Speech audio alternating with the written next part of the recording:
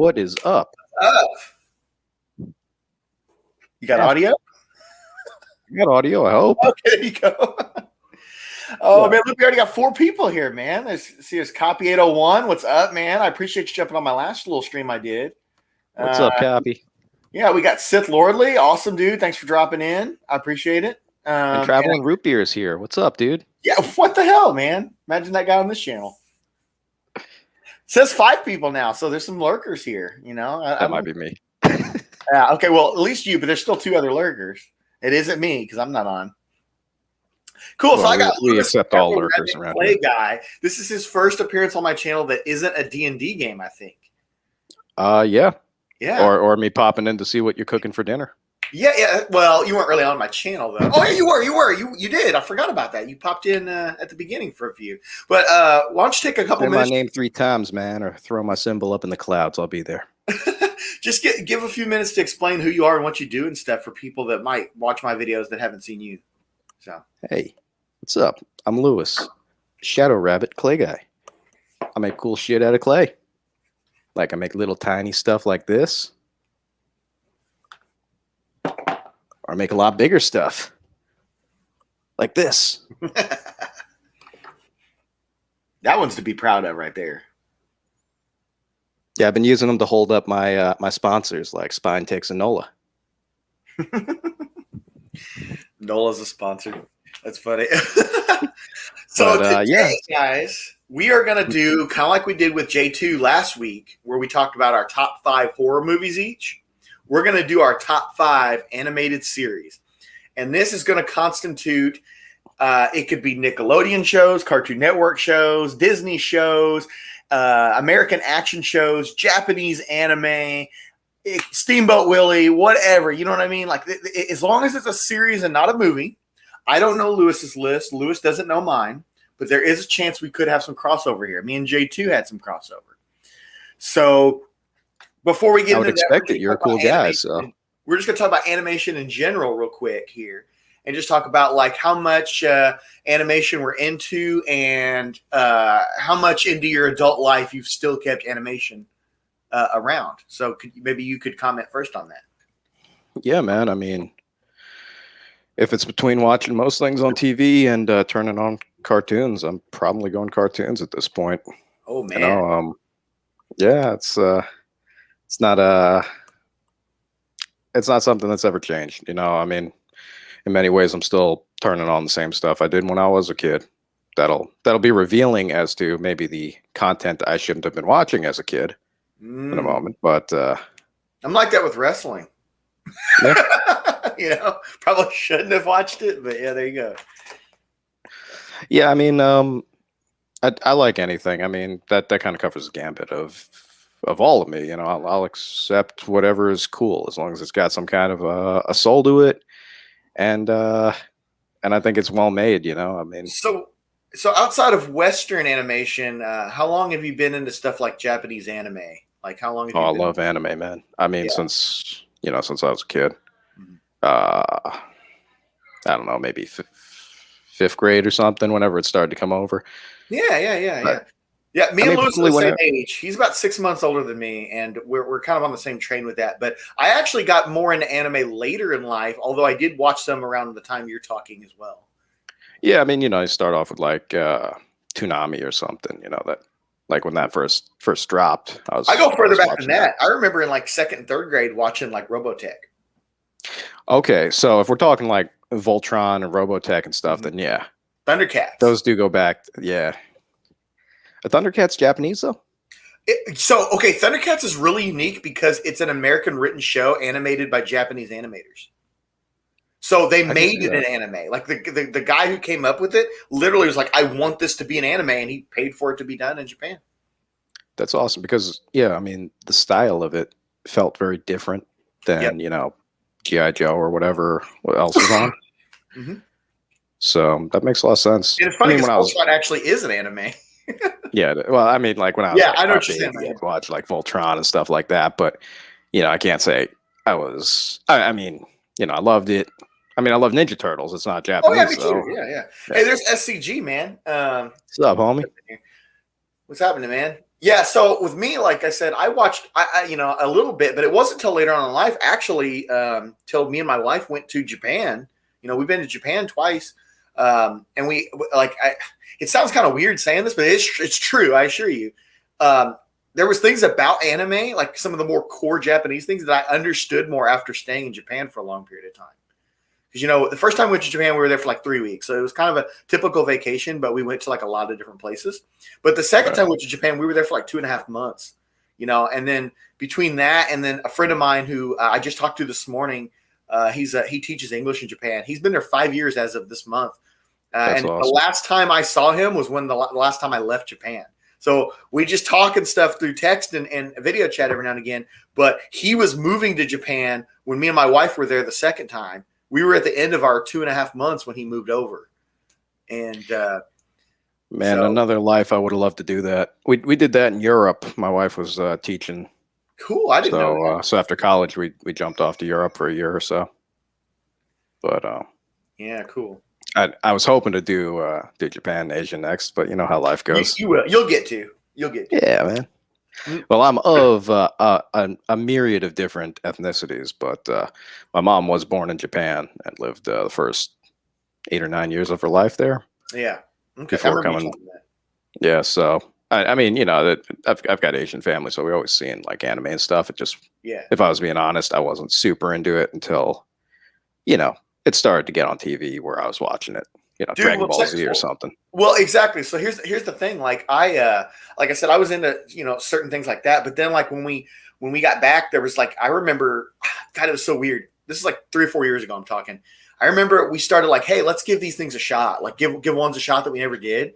And there were shows that I would never have watched before, but because I spent time in Japan with Japanese people and here in the States too. I have Japanese friends in the States, or at least used to. My friend Sayaka.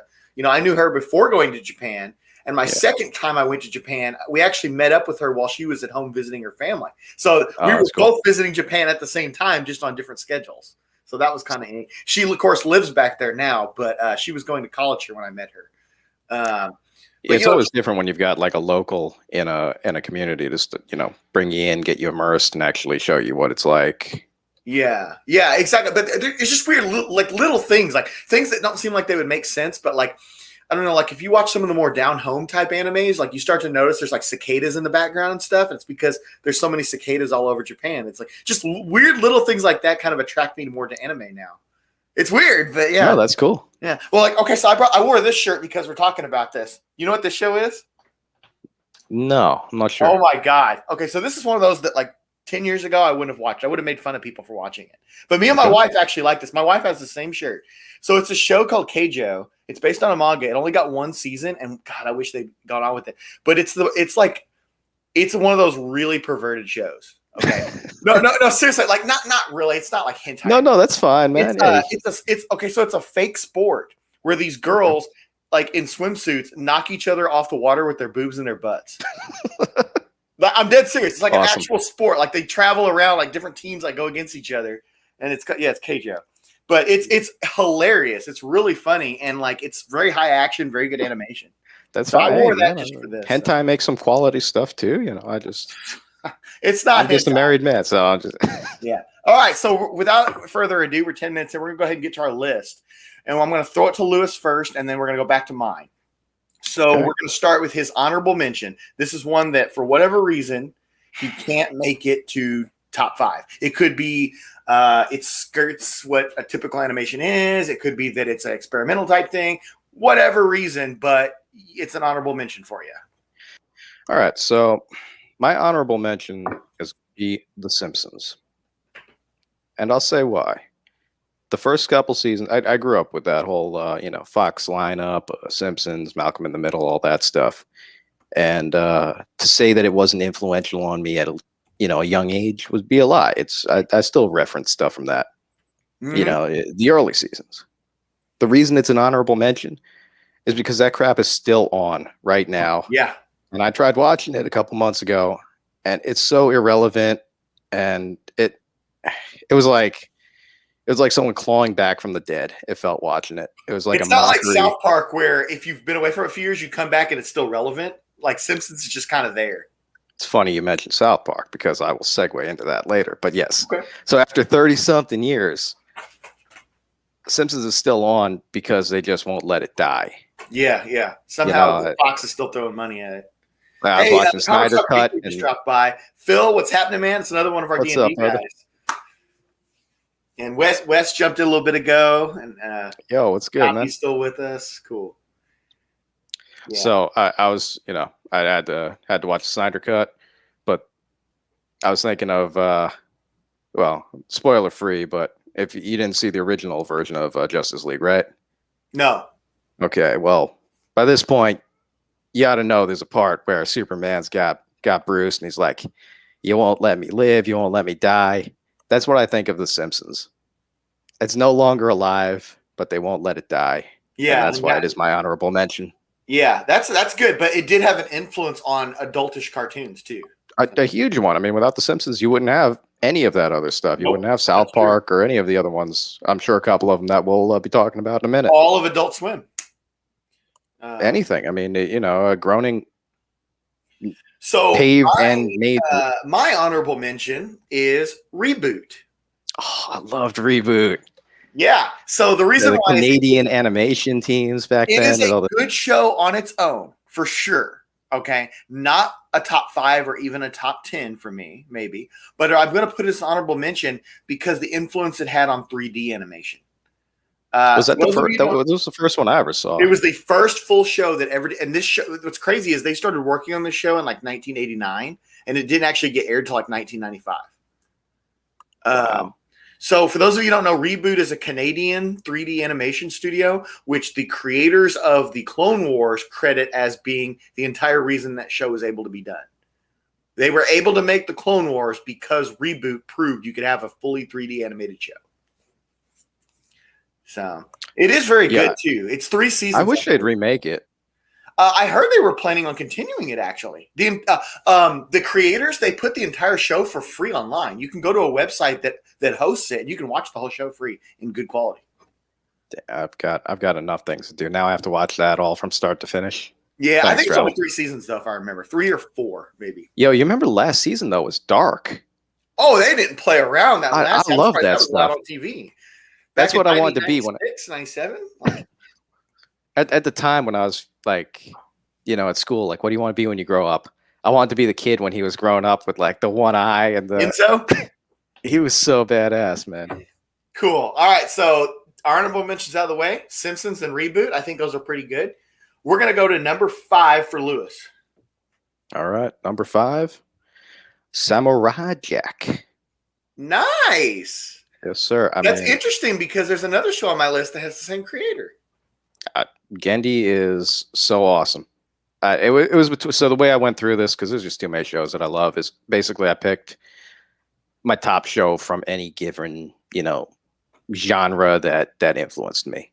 Mm-hmm. But as I'm going back through it, Samurai Jack was the man. It combined everything. It had all the martial arts stuff. It had Phil Lamar doing the voice. I mean, yeah, that's really crazy. Funniness. People realize that. Yeah, I mean, it was just it had a mix of humor and a mix of sincerity.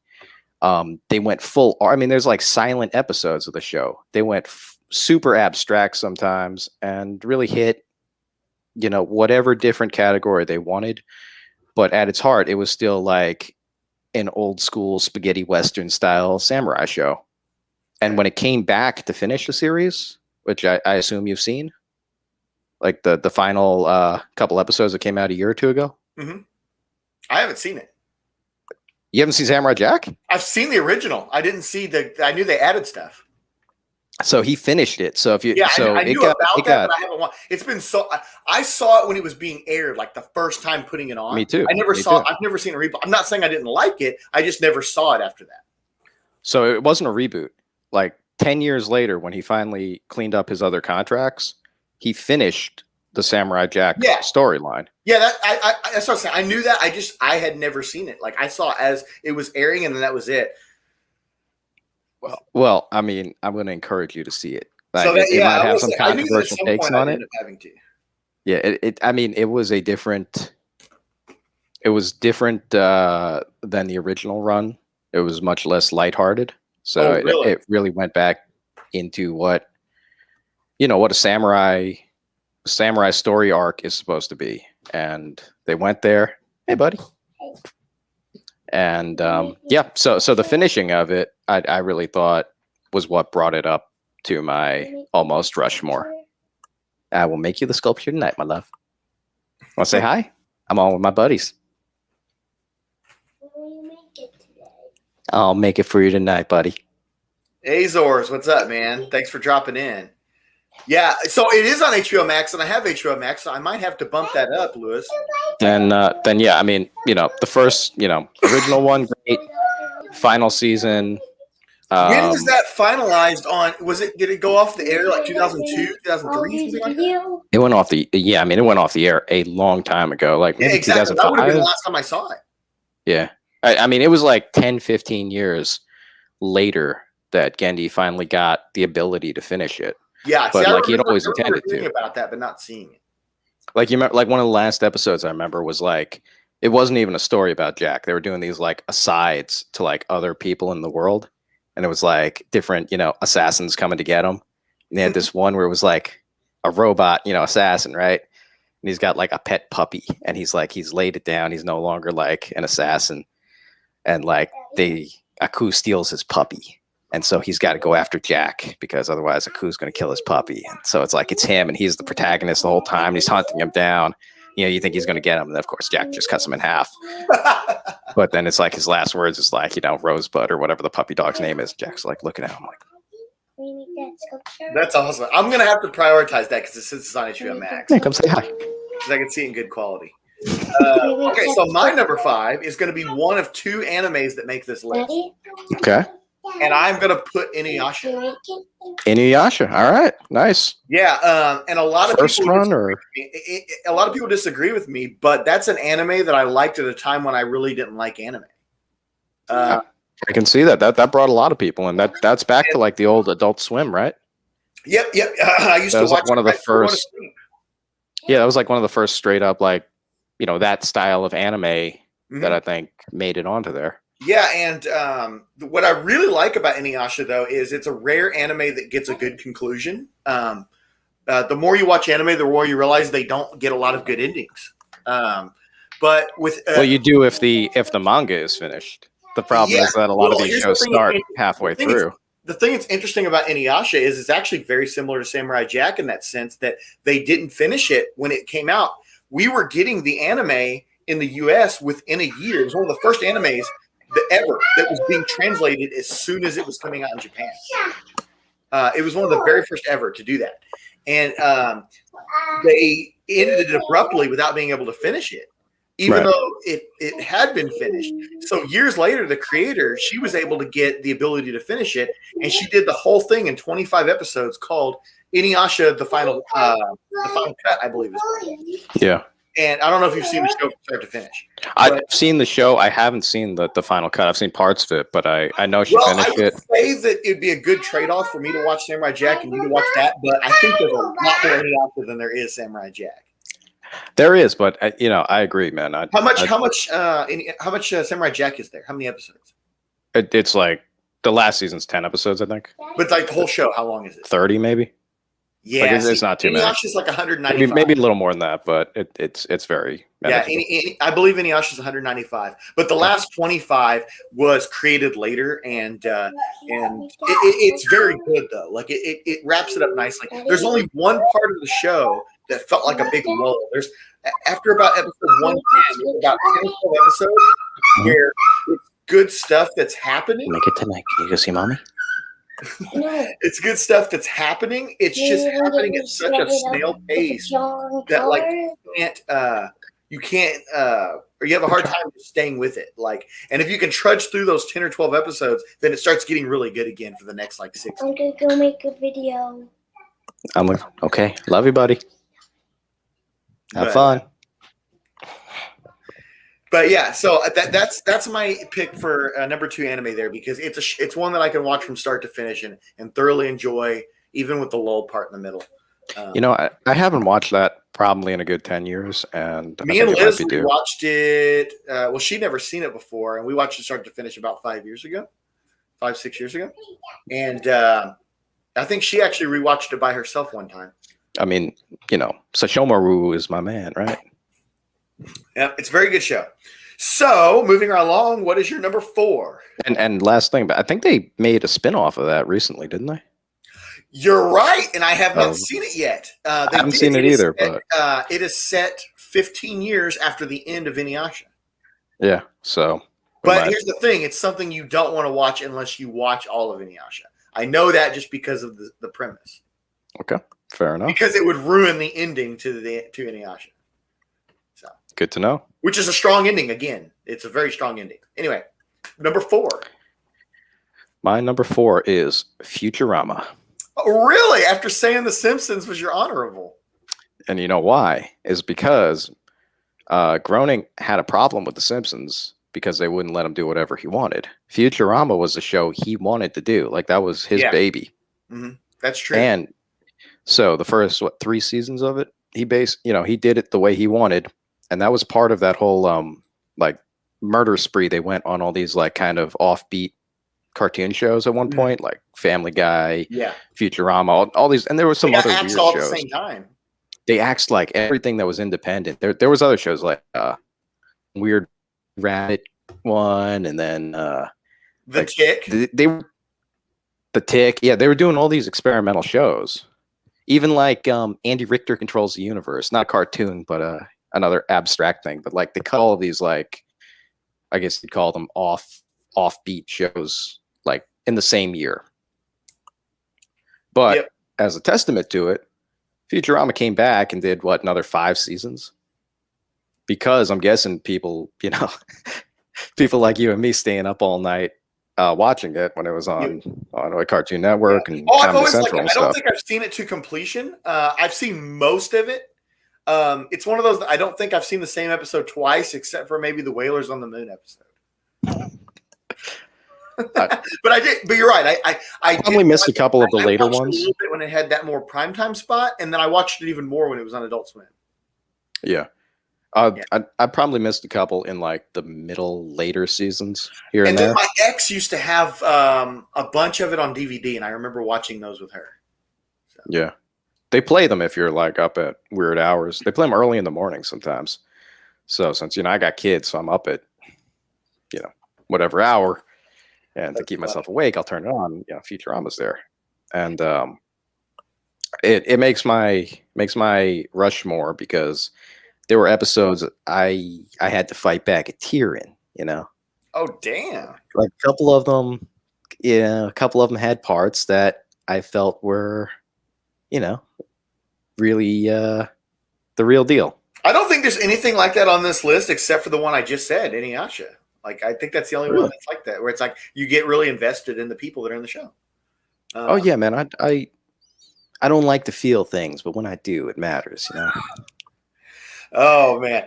Okay. And then I just love all the offbeat sci-fi shit. Like that's my jam. My number 4 is probably one that if it had come a year or two later, it might have been made into an offbeat show, like you're saying, but they hadn't wisened up yet to how to put cartoons on TV. It's Rocco's Modern Life. We were talking about that one earlier. Yeah.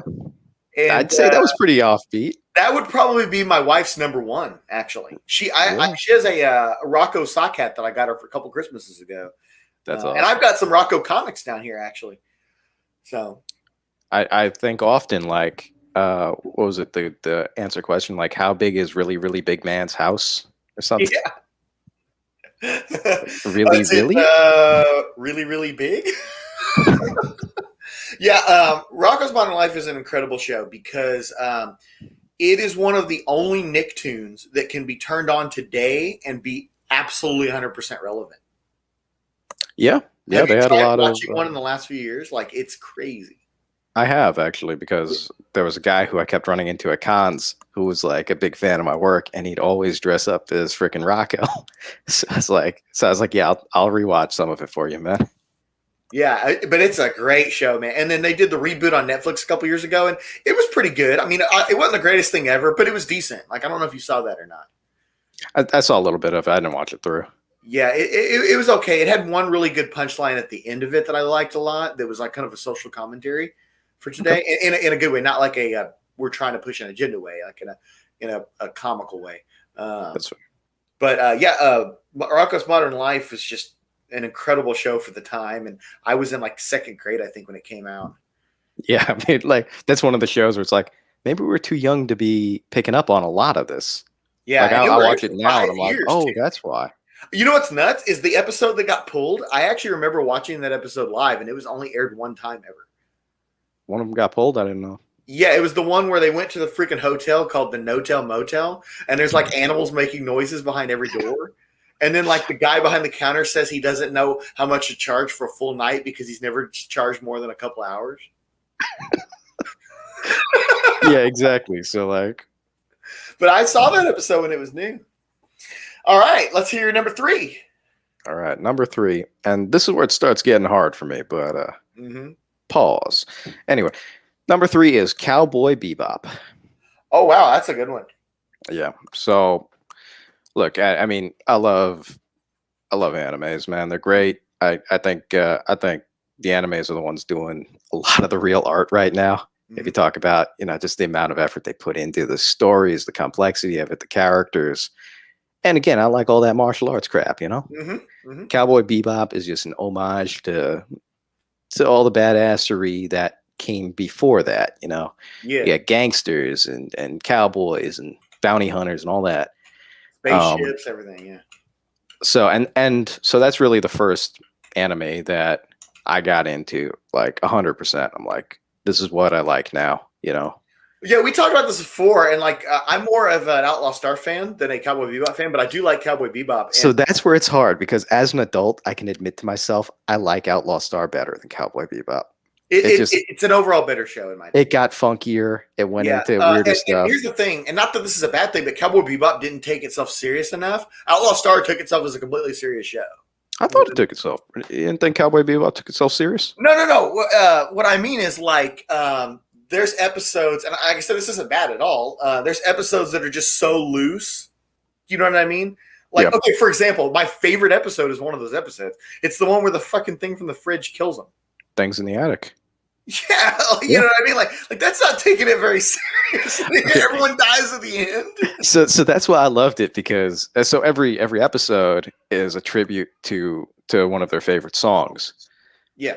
So that's why some of them are fast paced, some of them are more serious. That was a horror movie one. Toys in the Attic. So Cowboy Bebop is actually one of the only animes that I like that my wife couldn't really get into. Like really? she couldn't really just get it, and she dropped it a few episodes in. I do like it. And I liked it back then, but my wife really likes Outlaw Star. And most people, you and I are exceptions. Most people like one or the other. There's a deep division in those two animes. Really? I mean, the more you talk to people, a lot of them will be all the way Cowboy Bebop, no to Outlaw Star. Some people all the way Outlaw Star, no to Cowboy Bebop. So, nah, man, I flow with it. I like all of them. I like all of them for what they are. I definitely do like Outlaw Star a little bit better. Well, and then I wonder the people who like Firefly and don't give any credit for it being freaking exactly those shows. It's 100% Outlaw Star. My wife's main thing that she's into is Firefly. Which I love too. She got me into Firefly, and I knew about it and had seen it. And I'd actually met the guy who played the preacher before. I did a Star Wars event with him. But I already knew about the connections to Outlaw Star, where they was straight up admitted that they ripped stuff from it. Like, you know about that, right? There's actually a lot of late 90s, early 2000s anime that the creators of other things did not know would ever make it to America and ever get popular. So they pulled ideas from it. And you can see this all over movies and TV shows from the early 2000s. Sure. Inuyasha is another one, actually, because Twilight is a massive ripoff of Inuyasha. The story, not the events. Are you saying that Stephanie Myers didn't just pull that out of her? Dude, it is a very, very watered down version of the Inuyasha plot. I will agree with that. And for the record, I have seen the Twilight movies more times than I care to admit. The other big one that a lot of people don't catch is 28 Days Later is a big ripoff of Blue Gender. I love Blue Gender, man. Okay. Yeah. So think about it. If you replace the aliens with zombies, it's the exact same story. The guy has the rare disease thing, goes to sleep, wakes up, goes crazy. Badass chick busts in, saves the day. Then by the end of it, the dude's kicking no robots, ass, and the chick is basically a damsel in distress. Okay. Exactly the same. Yeah, there was a whole bunch of anime that were like that, where they just didn't realize that this stuff would ever get popular in the West, and they just put those ideas in shows and movies. Blue Gender feels like something that would be good for a live action right now. I think it'd be good. All right, well, I'm going to tell my number 3. My number 3 is the inverse to Rocco's Modern Life being a Nicktoon, Dexter's Laboratory. Yeah. It is one of my favorite. It is my favorite American comedy kids-ish cartoon that's ever been made. That's another Gendy. Exactly. Yep. And I just found out they put the first 13 episodes on HBO Max. That's awesome. I like what HBO Max is going for. They're going for guys our age. Dude, HBO Max is my favorite streaming service for sure. It's becoming it quick. Yeah. Especially as Netflix is pulling off or losing the rights to stuff that I would otherwise like. Yeah. So Dexter's Lab, though, like, have you seen most of it or all of it, or? Dexter's Lab was when I was saying like I had to pick my favorite. It was between Samurai Jack, Dexter's Lab. You know, I was like, all right, my favorite Gendy is Samurai Jack. I get that. Yeah. I had to keep it down. My favorite Nick adult. You know. Yeah, that kind of show. Yeah, Dexter's Lab is a near perfect show. It's great. Yeah. Yeah, they just, I don't know. There's that like somewhat slightly edgy humor like Rocco had, but not quite as far as Rocco went. Yeah, it never got like perverse. No, not that say Rocco was. Well, yeah, actually, it's got some. It got into a weird area. Yeah, Dexter pushed it and brought it up, but it was just kind of like, just dropped it there. It's like, if you got it, you got it. And if you didn't, it didn't linger on it. Azores is bringing up Afro Samurai. That's pretty good too, man. Afro Samurai is great too. But yeah, Afro Samurai is good stuff. I do like how Sam Jackson like called up the creator of that and said, "I'm Samuel Jackson and I am Afro Samurai." Did you know about that? No, I didn't know that. That's what he did. Oh I mean, he is. If Sam calls you and says something, that's what's up. Yeah, I love Sam. He's one of my favorite actors. He's like 80 years old too, man. Dude, you know what's crazy about him? He did like theater and stuff before he was like a big actor. He was already like 30-something years old whenever he appeared in Coming to America. Yeah. When he was like the guy with the shotgun, like robbing the restaurant. He was already like 30-something then. Exactly. I was going to say his career has taken such a large like trajectory where now he's like can do whatever he wants. He started off getting his butt kicked by Eddie Murphy and McDaniels. Yep. That's so funny. Yeah. So we're in agreement that Dexter's Lab is up there. Like I think all of these, even yours, like are in like close to my top 10. You know what I mean? Like, and yours, like it seems like mine are like also in like not far behind your top 5. Like we're all kind of in the same page with this. Yeah. Dexter was right in the like I've got my I was just writing down the ones. I had 15 of them, and then I just went through it and I'm like, honestly, for me, what's my top 5? And I mean, there's so many that I'm leaving out here. Yeah, same. But there's got to be some kind of limitation here. All right, so let's hear your number 2. Number 2, South Park. South Park almost became my honorable, but I had to give Reboot on there. So South Park, I almost took out because I was like, oh man. But if I'm going to be honest with myself, I will turn on South Park right now. Like if I'm just sitting there doing nothing, I'll turn on South Park. Old episodes, new episodes. Yeah, granted, there's a bunch that weren't that good, but that's because there's 400 freaking episodes of that shit, and after 30 years, it is still relevant. The ones they're doing really this year South Park is that Matt Stone and Trey Parker are like the most apolitical, politically charged guys on the planet, dude. Like they are true blue libertarians, right? But they make fun of everybody across the board, dude. And that's why it's my number 2. Because it's legendary. They almost, for the type of things they do, they very rarely show a mean bone, but they show a fair bone. They show it fair. No, this is they only fucking got mean ridiculous, whenever and people we're started getting really ridiculous with them, like Tom Cruise and stuff like that. That's what I was gonna say. Only a couple times did you see them actually like they go after everyone, but only a few times have they gone after someone and it's personal.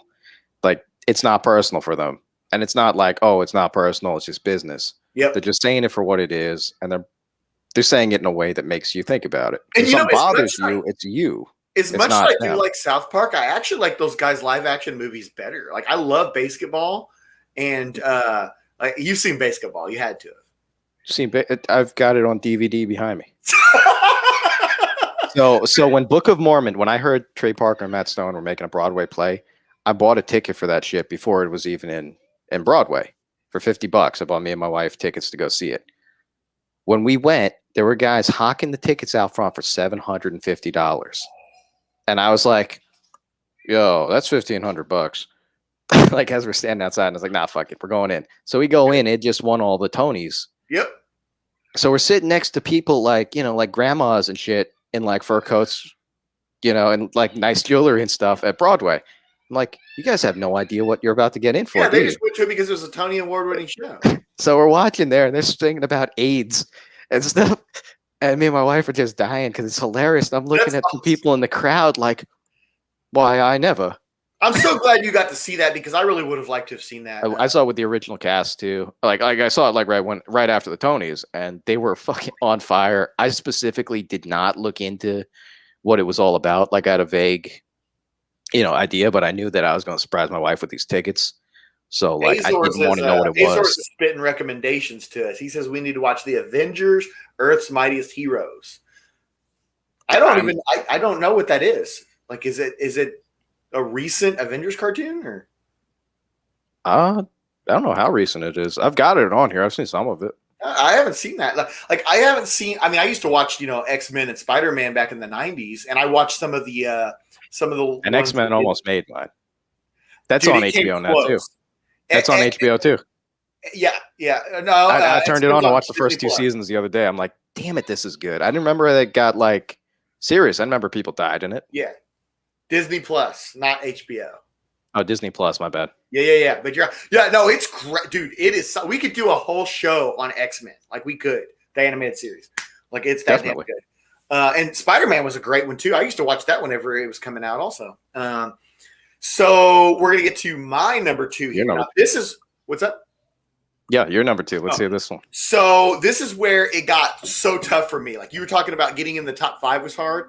The top 2 were the hardest for me. And this one almost became number 1, but I have to edge out the number 1 to another one. And it's just realize my number 2 and number 1 are so close that it was a coin toss.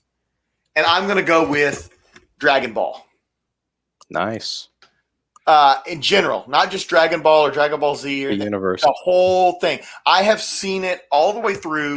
Dragon Ball Z, GT, Super. I've seen that numerous times in my life. I have owned the DVDs. I have done it through stream, watched it when it was coming out in the US.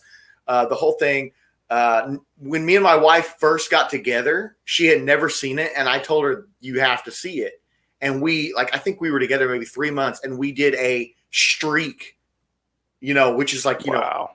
That's like 500 episodes. 500 some episodes. But this is before Super came out, and she loved it, and she's watched it on her own, like separate from me. So like the two on here that I introduced her to would be that and Inuyasha, and she rewatched those both on her own.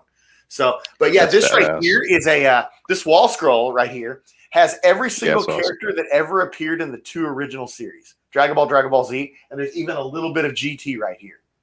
That's awesome. It goes all the way down. There's a flow that goes all the way down. Only 200 of these were made. That's badass, man. My friend.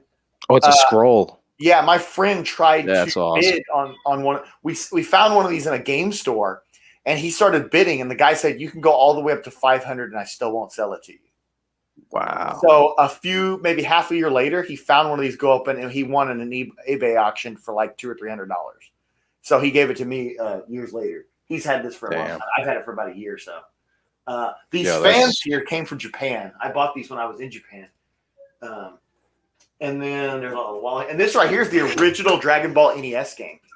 But it's a Famicom because in Japan it's Famicom, not NES. You got slabbed? No. No. It's just there.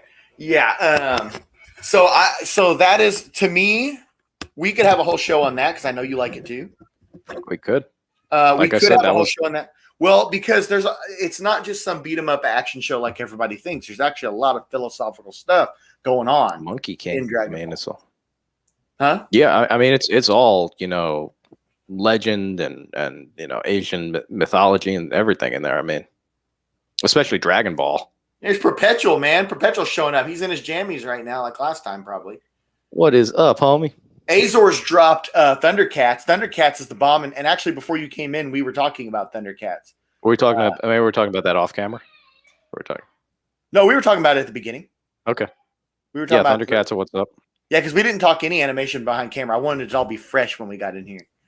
Yeah.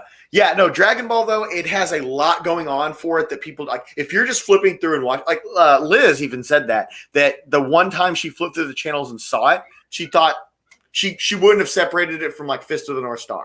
She would have been just a beat 'em up anime like that. But like when you watch it and you really absorb it all, if you watch it like consecutively and take it all in and really think about stuff, there's a lot of philosophical stuff going on in it. It's a great show. I completely agree. Yeah.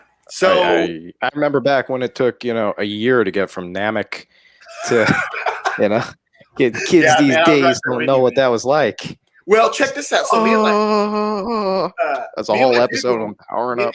When me and my dude were roommates, right? We were both really into it, right? And we'd never seen all of it. We'd seen most of it. There was a little bit of Dragon Ball we hadn't seen. We'd seen all of Z, and there was a little bit of GT that we hadn't seen, and a couple of the animated movies. So we were like, what's the best way to watch this? Well, we were getting Netflix DVDs at the time, like in the mail. Mm-hmm. And we started, you could get 4 at a time, and you could have 4 waiting in the wings. Well, that worked for like the first 30 or 40 episodes, but then they started sending us the discs out of order. So we're like, oh shit. So what's the best way to do this? So I found a guy from Australia that would make custom DVDs. My friend's brother still has these because we gave it to him. It's this big zipper pouch. Someone's trying to call me and I don't know the number. It's this big zipper pouch that has all these discs in it with custom stickers, and you could tell what saga the series is on based on the sticker. I used to buy those. I used to buy those on the subway. Oh, really? Yeah. Well, what's cool about this is this damn thing had everything that had been translated into English, which was everything at the time because Super hadn't come out yet, and Battle of Gods hadn't come out yet either. So some of the things that were in this hadn't even been released on DVD yet. The guy had HD versions of it that he gave us in the disc. So that was pretty cool. That's really cool, man. Yeah. So it's a very, very special show. And it really, really was hard not to put it number 1. But number 1, we'll get it, and it will get it for one reason only, and I'll tell you when we get to it. But let's hear number 2. Did I do my number 2 or my number 1 now? Oh, sorry, your number 1. Yeah. You're number 1. Okay. And again, so I am leaving out so many shows. We are. We're just like me and J2 had to leave out 30 horror movies. So my number 1 show, Venture Brothers. Really? Yep. That's the only show you've mentioned that I have barely seen anything of.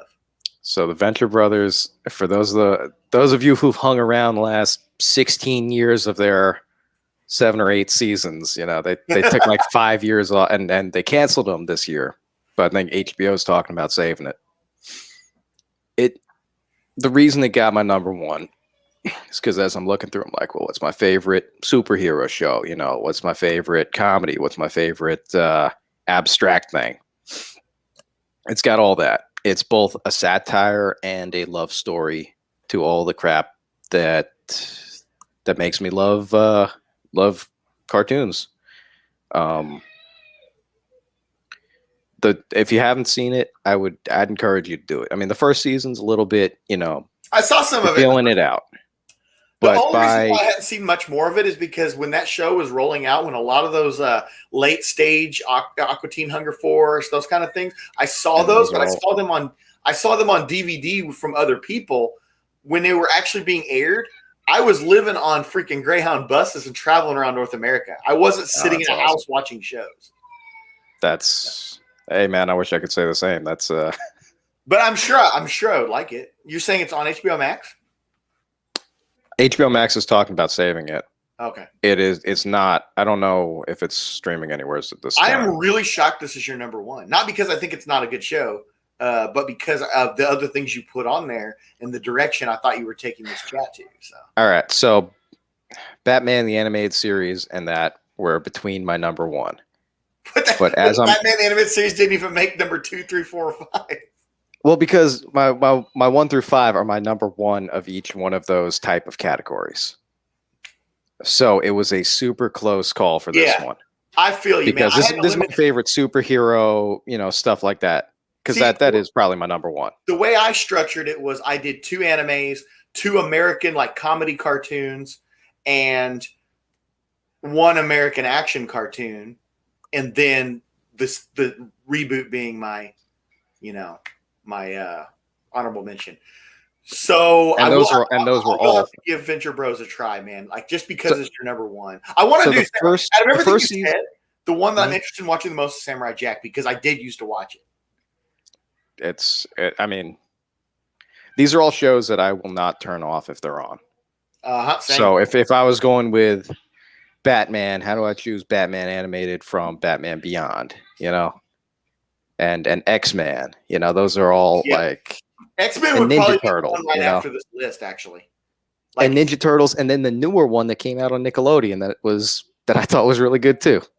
The kind of CGI-ish one. But yeah, Venture Brothers, the first season, all right, it's kind of weird. They're still figuring it out. That got me hooked the first episode of the second season, and then it was just like, I think maybe this is one of the greatest shows I've ever seen. That's crazy, man. I mean, I believe you, but that is just, I just wouldn't have expected it. I would have expected you to put Futurama above Venture Bros. It was, like I said, these are all my number one of any particular category. So Futurama is my number one out of all of the, all that era of cartoons, Family Guy, Futurama, Simpsons, stuff like that. So my number one is Batman the Animated Series. And it's been mentioned here in the chat. It's been mentioned by you. And let me tell you, okay, it was really hard between Dragon Ball and that. And there's a reason why. Okay. There is a reason why. There's a good reason why. Because with Dragon Ball spun off from a successful manga to a successful show that came out within years of the manga being written, to decades of international releases, to finally getting an English release, to it becoming one of the biggest animes ever made, and just awesome all around. So it had a rolling tide to help make it happen, right? Batman the Animated Series was up against so many odds. It's amazing that show even got made. I don't know if you know the history of how that show ended up getting made, but the executives and the creators had a totally different idea about what the show was going to be. They wanted a follow-up to Super Friends that focused on Batman and Robin in that kind of way. And literally every step of the way, something almost stopped the show from even getting created. Like right down to them having the show freaking finished. And actually X-Men has a similar story to this. Actually, X-Men also almost didn't get created. I know they wanted it to be much less socially conscious. When they first got the finished stuff for X-Men, they straight up delayed it an entire year because they sent it back to change the voices because all of the voices were done like comically. Nothing was done serious. Really? Yeah. So it was all messed up. And Copy says Paul Dini is amazing, dude. He's still one of my favorite writers. I have a ton of books over here that were written by him.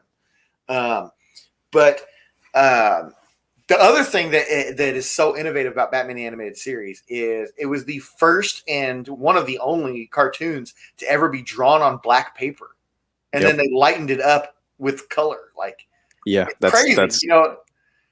So it's just so between the production and what all they went through to make it happen, the great stories that were written, the pushing the envelope. It was the first show since G.I. Joe to have guns in it. You know what I mean? And even that, like, they really were weird about. You know what I mean? Like how they were so weird about the guns in the 80s and early 90s with it. But Batman, it pushed envelopes. It reinvigorated Batman in general. There's so many reasons to love that show. It's one of the best. It's a completely rewatchable. Like, and I've rewatched. It's on HBO right now. I was rewatching it the other day. Yeah. There are actually story arcs in Batman the Animated Series that when me and Liz were, because she'd never seen it, and I wanted to rewatch it. I hadn't seen it in almost 20 years, and we were watching it, and I was sitting there thinking, because I was thinking of comics that I wanted to buy, and I was getting a certain story arc, and I'm like, I want to get the comic of that arc. You know what I mean? Yeah. Then I found out that some of these had never even been done in the comics, and I'm like, that's atrocious.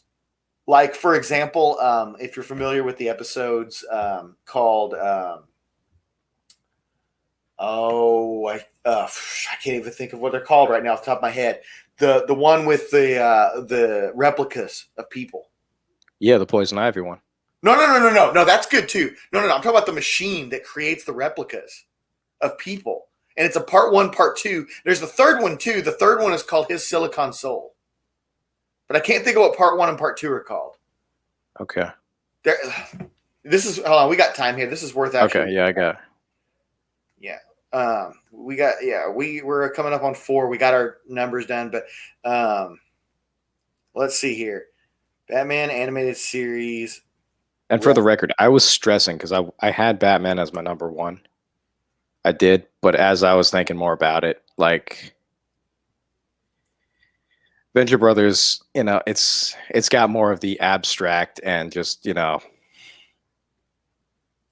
this right here, like I said, there's good reasons to put either one of those in my opinion.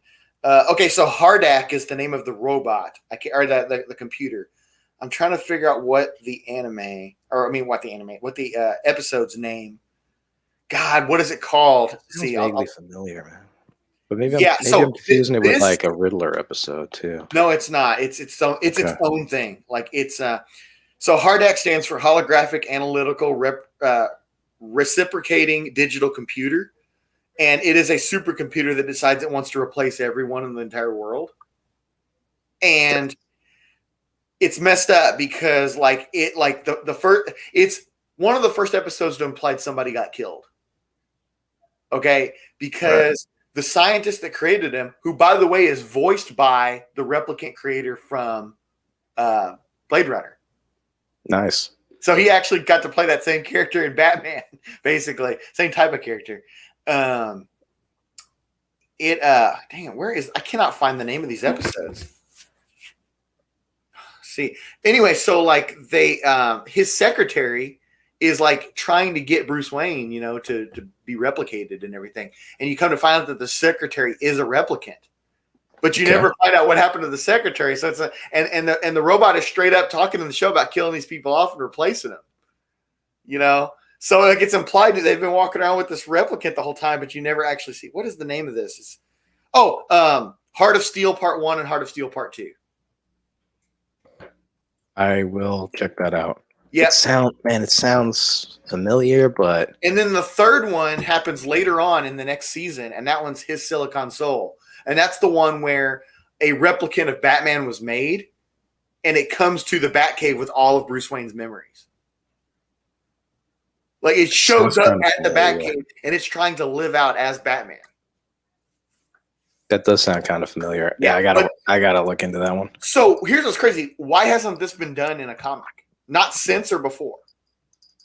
It's the only thing that I can think of that's purely from the animated series that wasn't done in comic form that should have been. Like that I think it's great.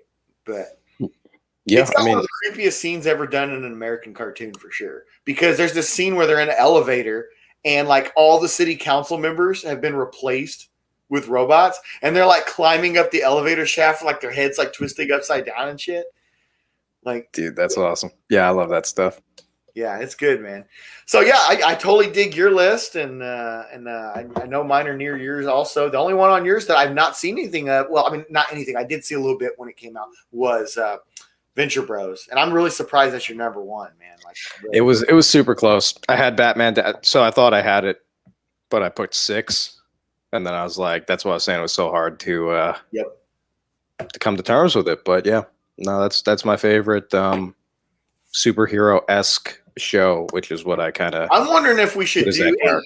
I wonder if we should do a top 5 anime that doesn't include the ones that we just said in this. Because that'd probably be more appropriate, you know. Because you did. Let's see, you did Cowboy Bebop, and then what else did you put in there? You put animes. That's the only anime. That's the only anime you put in there. Yeah, that's the only anime. We talked about Outlaw Star. Yeah, that's right. And you had Inuyasha. Cowboy Bebop, and I did Dragon Ball and Inuyasha. We should do a top 5 anime. It has to be made in Japan. Okay. We should, or even non-American, but yeah, anime would be. Yeah.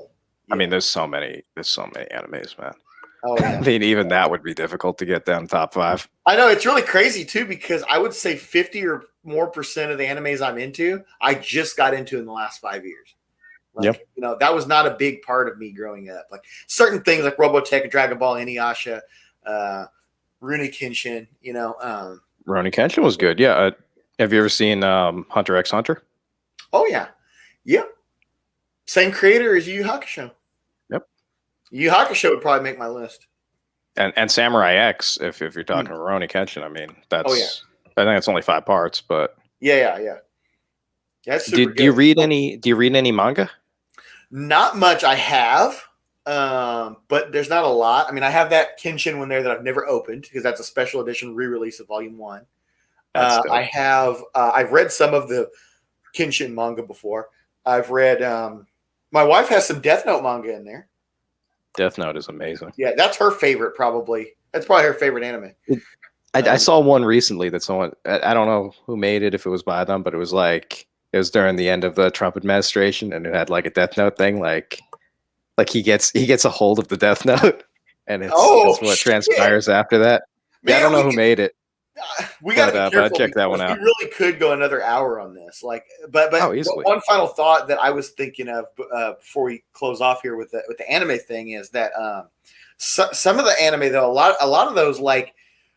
Again, if you know what you're getting into and you set a certain expectation, you'll actually really like it a lot. Like one that I got into 2 years ago that I really like a lot was translated over and put out by Netflix called High Score Girl. Okay. You know what that is? It sounds familiar, but I'm not sure. Dude, oh my God. It's about this kid in early 90s Japan who goes to the arcade all the time, and he's like totally into arcade games. And he meets this girl that is in his class that she's rich, but she doesn't talk, but she kicks everyone's ass at arcade games. Nice. So he starts hanging around her, and the show follows different time periods that they knew each other through their life going on up into high school. And the show partnered with a whole bunch of video game companies, and they got to use the real footage of Street Fighter, Mortal Kombat, King of Fighters, all these arcade games. When they're on screen, it's the real footage of the games. That's awesome. So it's very short too. It's only, I think, 25 episodes at most. But it's on Netflix, and it's very good. I liked it a lot. Okay. So anyway, I'm a little behind on recent stuff just because I just don't have time to I do anything. I read more comics now than I watch anime. But as the comic stuff begins to take over every single free second of my life, I'm like, I just don't have time to do any of the other stuff. Yeah, and here's the thing: I don't watch anime without Liz. Really, like there's a couple that I have and whatever, but like we both watch those together.